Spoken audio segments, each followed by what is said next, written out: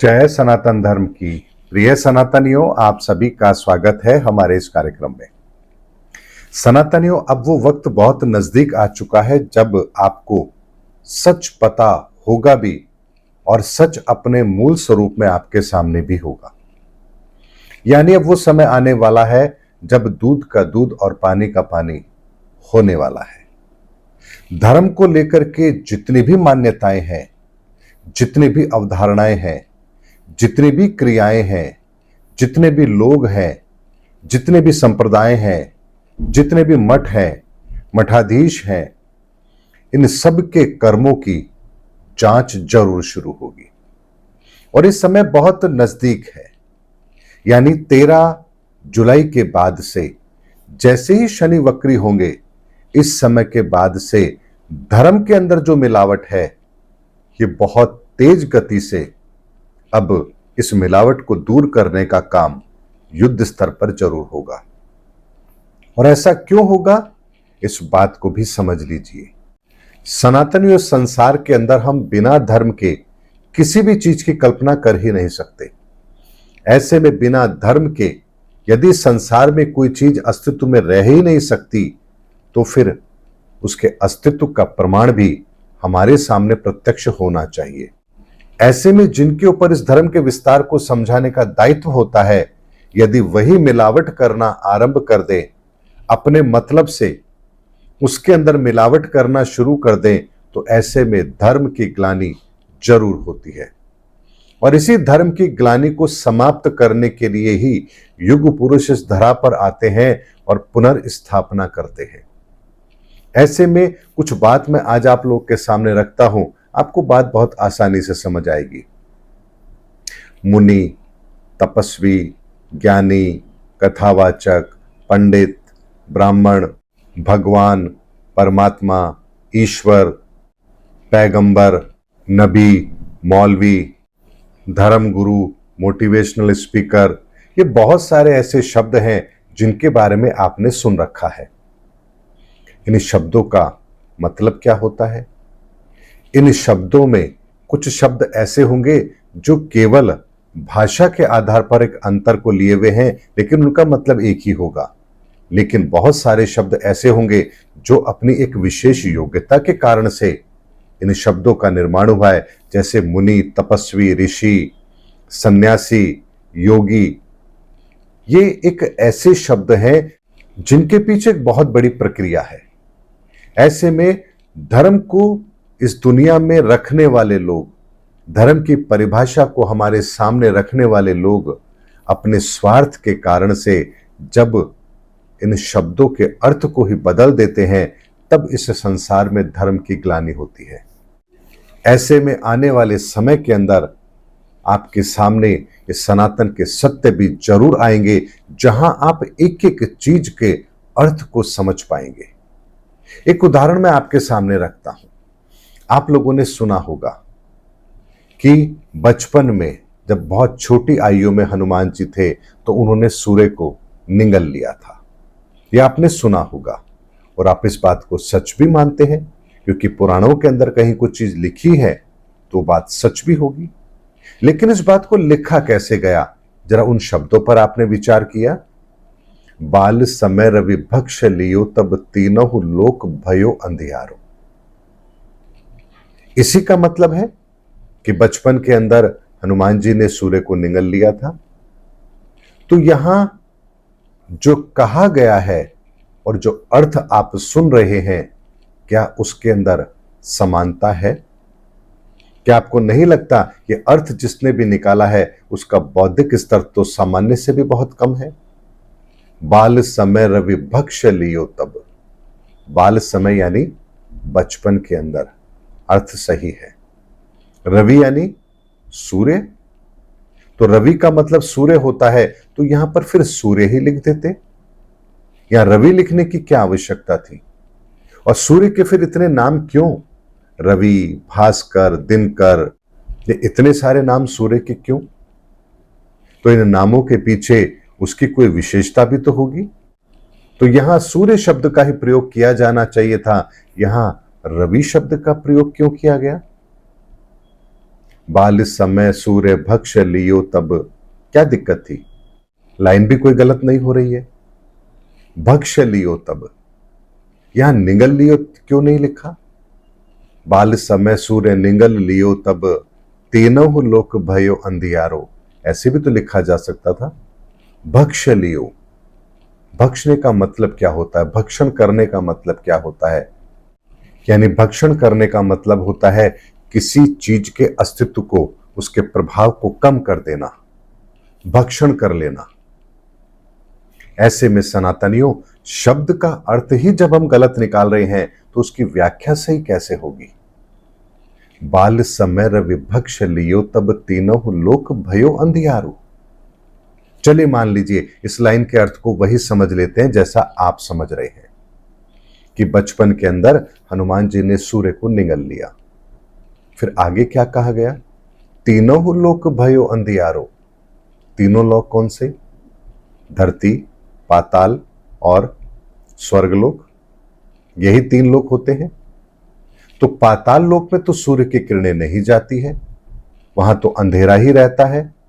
तो ऐसे में पाताल लोक में अंधेरा कैसे हो गया? वहां तो ऑलरेडी अंधेरा है। क्या सूर्य का प्रकाश स्वर्ग में भी जाता है? क्या सूर्य का प्रकाश पाताल में भी जाता है? स्वर्गलोक क्या इस धरती के आसपास ही है? क्या सूर्य अकेला वहां तक प्रकाश देने की ताकत रखता है? तो क्या ये लाइन वर्तमान के अंदर जो पृथ्वी और सूर्य की स्थिति है, जो खगोलीय स्थिति है, क्या उसको गलत साबित नहीं करती है? तो यहां यह अर्थ किसी भी मायने में आपके गले नहीं उतरेगा। अब जब अर्थ गले नहीं उतरेगा और आप उसको सच मानेंगे तो फिर आपके धर्म पर विश्वास कौन करेगा? क्योंकि आपके धर्म में जो बात कही जा रही है वो किसी भी तरह से वर्तमान के अंदर प्रमाणित होती ही नहीं है। चलिए आज से हजारों साल पहले हम मान सकते थे कि उस समय पर आधुनिक विज्ञान नहीं था, तो हो सकता है इन बातों पर विश्वास कर लिया गया हो। लेकिन अगर उस समय का विज्ञान भी आधुनिक नहीं था तो फिर यह क्यों कहा गया, युग सहस्त्र योजन पर भानु लील्यो ताहि मधुर फल जानो? यानी यहां पर फिर एक बात कही गई, युग सहस्त्र योजन पर भानु। अब यहां भानु शब्द का इस्तेमाल किया गया है, यहां पर रवि शब्द का इस्तेमाल नहीं किया गया। लील्यो ताहि मधुर फल जानो, और उसको उन्होंने ऐसे ले लिया जैसे कोई मधुर फल हो। अब आप सोचिए, हनुमान जी के संदर्भ में बात कही जा रही है और हनुमान जी का शरीर इस धरती पर यदि वो हैं तो हम मानव की तरह ही होगा, 6 फुट 7 फुट। लेकिन हनुमान जी के पास वो वरदान है, वो अपने शरीर को विशाल कर सकते हैं। तो कितना विशाल किया होगा? सूर्य का आकार कितना बड़ा है, पृथ्वी से कितना बड़ा है, और उस आकार को भी अपने मुंह के अंदर रख लेना। और मधुर फल जानू, क्या सूर्य मधुर है, मीठा है, शांत है? वहां का तापमान तो बहुत ज्यादा है। ऐसे में यह बात आपको विरोधाभास वाली नहीं लगती है? आप कहेंगे मैं धर्म के विरुद्ध बात कर रहा हूं। नहीं, मैं ये नहीं कह रहा कि वहां जो लिखा है गलत है। मैं यहां ये कह रहा हूं कि जिनके जिम्मे इनकी व्याख्या होती है, वो अपनी बुद्धि से जब व्याख्या करते हैं, उन व्याख्याओं को जब हम सच समझ लेते हैं और कभी जानने का प्रयास ही नहीं करते कि वास्तव में सच्चाई क्या है, तब धर्म की ग्लानि होती है। ऐसे में धर्म युग के अंदर धर्म की ग्लानि तो नहीं रह सकती, अर्थात इस धर्म को प्रत्यक्ष रूप में तो हमारे सामने आना होगा। अब जरा मैं आपके सामने एक और बात रखता हूं। मेरे बेटे ने मेरे नाक में दम कर रखा है, ये शब्द किसी ने कहा। अब आप उस व्यक्ति के पास जाते हैं, उसकी नाक देखते हैं। भाई साहब आपकी नाक दिखाओ, कहां दम कर रखा है? कैसा लगेगा? क्या आप उसकी जाके नाक देखेंगे? क्योंकि कह तो वो यही रहा है, मेरे बेटे ने मेरे नाक में दम कर रखा है। दूसरा एक व्यक्ति कहता है ज्यादा सर पे चढ़ने की जरूरत नहीं है। तो क्या वो वास्तव में सर पे चढ़ रहा है? वो तो आपके सामने बैठा है, दूर बैठा है। लेकिन आप कह रहे हैं ज्यादा सर पे चढ़ने की जरूरत नहीं है। तो यहां वो किस आधार पर आपके सर पर चढ़ रहा है? ज्यादा बोलिए मत। कान पक गए हैं मेरे? कान पक गए हैं? क्या उसके कानों के पास जाके देखते हैं, क्या वास्तव में पक गए हैं कान, लाल हो गए हैं? ये मैंने 3 उदाहरण आपके सामने रखे जहां कहा क्या जा रहा है, और अगर आप उस कहने के अनुसार अगर क्रियाओं को ले रहे हैं तो आप मूर्ख कहलाएंगे। वो कह रहा है मेरे कान पक गए ये बातें सुन सुन करके, और आप जाके उसका कान चेक कर रहे हैं कि लाल तो नहीं हो गए। वो कह रहा है कि मेरे सर पर ज्यादा चढ़ने की जरूरत नहीं है, आप जाकर देख रहे हैं सर पे बैठा कौन है। वो कह रहा है कि मेरी संतान ने मेरे नाक में दम कर दिया है, आप जाके उसकी नाक चेक कर रहे हैं। अरे भाई कुछ बोल, क्या मुंह पर ताले लगे हैं? आप देख रहे हैं कौन सा ताला लगा है? क्या उसके मुंह पर आप ताला चेक करते हैं कौन सा लगा है, सांकल कुंडी मजबूत है या नहीं है? ये मैंने आपको आज के वर्तमान समय की बात कही है। इन बातों का मतलब आप क्या निकालेंगे, आप जरा मुझे बताइए। तो यहां कोई भी बात जब आप उसको प्रत्यक्ष तौर पर देख रहे हैं तो वो उससे मैच नहीं कर रही है, लेकिन जो कहा जा रहा है वो भी तो सच है, लेकिन इनके पीछे का भाव अलग है। बाल समय रवि भक्ष लियो तब तीनों लोक भयो अंधियारो।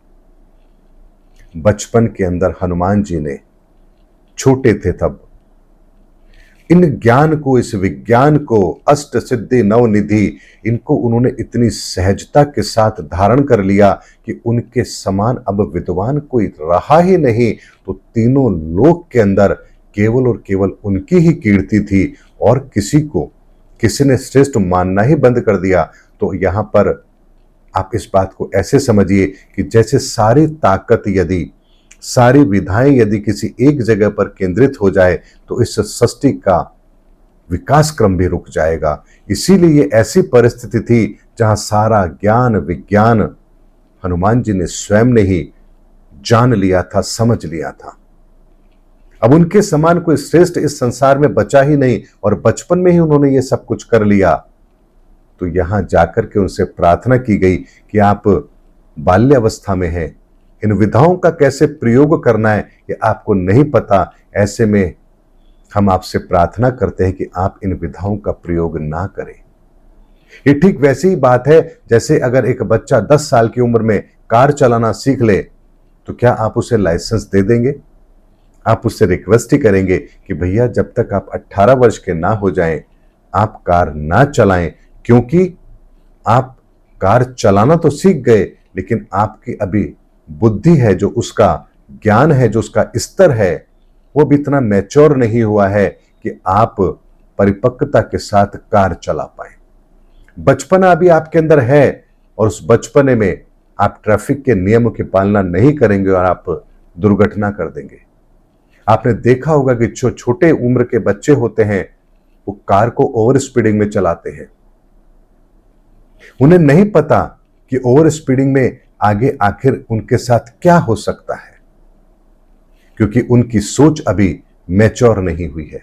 ठीक यही परिस्थिति उस समय पर हनुमान जी के साथ थी। फिर कहा गया युग सहस्त्र योजन पर भानु लील्यो ताहे मधुर फल जानू। जैसे युग सहस्त्र योजन पर भानु, भानु कहते हैं सूर्य को, सूर्य यानी जिसका प्रकाश पूरे संसार में फैल रहा है।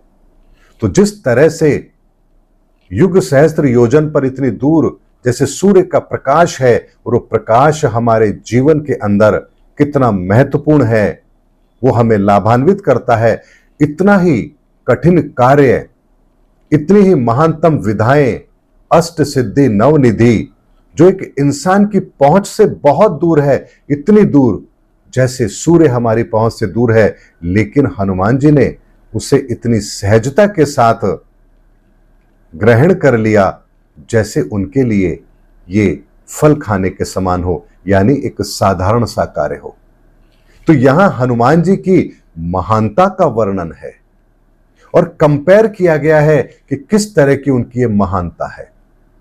जैसे हम किसी को कहते हैं ना, अरे भाई आज तो तूने पहाड़ ही तोड़ दिया, तो क्या वास्तव में उसने पहाड़ तोड़ा है? लेकिन हमने उसकी उपलब्धि को कंपेयर किया है। कि उसने जो कार्य किया है वो पहाड़ तोड़ने के समान है।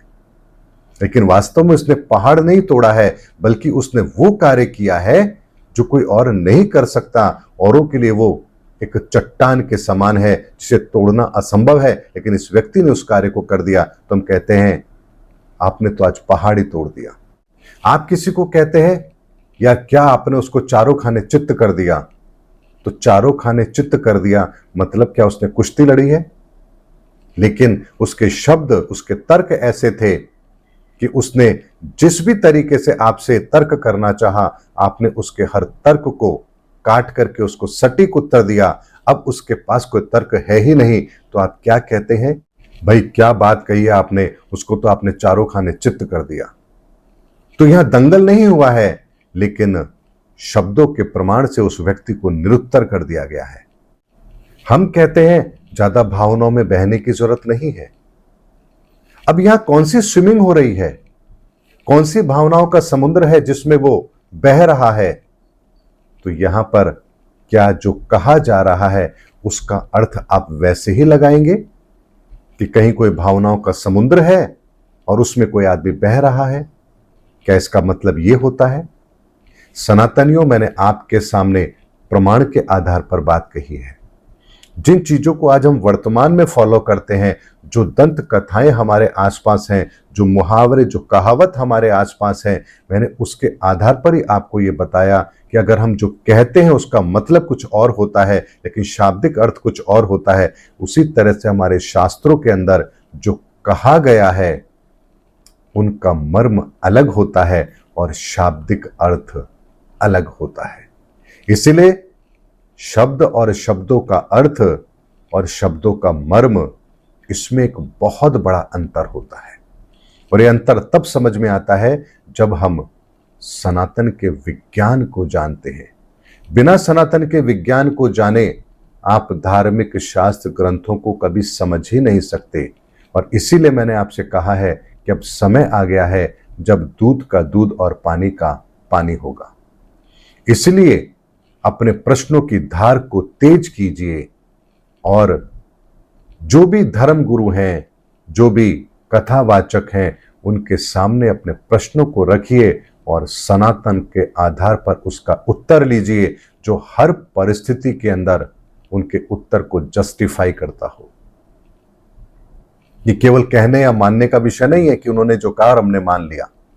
एक छोटा सा वीडियो क्लिप आपको दिखाता हूं, देखिए क्या कह रहे हैं।